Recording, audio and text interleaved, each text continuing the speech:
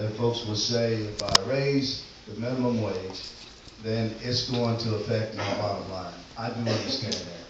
But on on the other side of the coin, I understand that I cannot afford not to pay people a livable wage. Because certainly if I don't pay them a livable wage, they're going to find a job somewhere else. And when I count up the cost that it takes me to retrain employees, then that's a pretty heavy cost. And so it just makes good business sense to lift the minimum wage. 1010 is not going to hurt any business when you have the average CEO makes $11 million a year. And then I just read a recent study done at the University of Southern California, Berkeley, where they have predicted if you raise the minimum wage to 1010, then you're looking at maybe 1 penny on a box of macaroni would go up.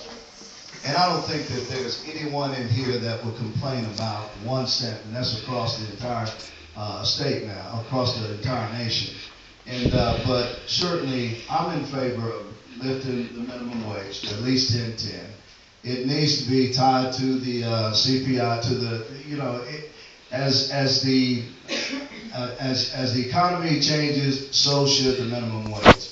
And so we've been locked in this 7.25 for so many years. It's almost disgusting. And again, I have employees, and I pay them well above the minimum wage. I pay them a livable wage. And again, as I said, I can't afford not to pay them a good wage. And that's the way businesses ought to look at it. They ought to look at the cost it would take to replace those folks. I'm the candidate in this race of 11, 9 Republican men who are vying for this nomination, and between us, who got out front on the minimum wage a month ago and called for all of the candidates to take a position, because I believe that we must raise the minimum wage to at least 10.10 an hour. The idea that people are working multiple jobs and can't make ends meet. People are working more than full time, and they're working, and these are the same people who the Republicans want to get off of food stamps, who they say are slacking off. These are the hard-working poor in this country and working families who deserve to receive a living wage for hard work.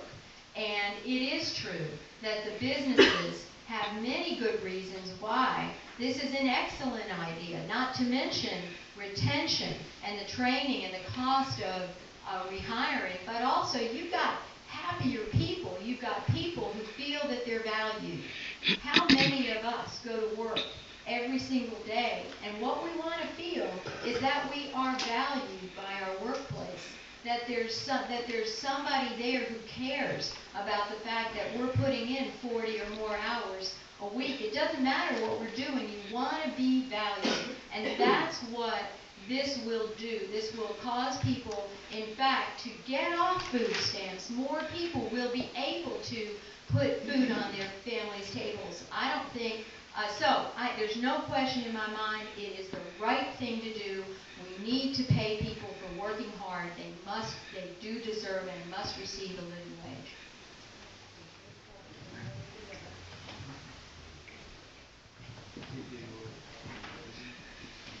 The next question.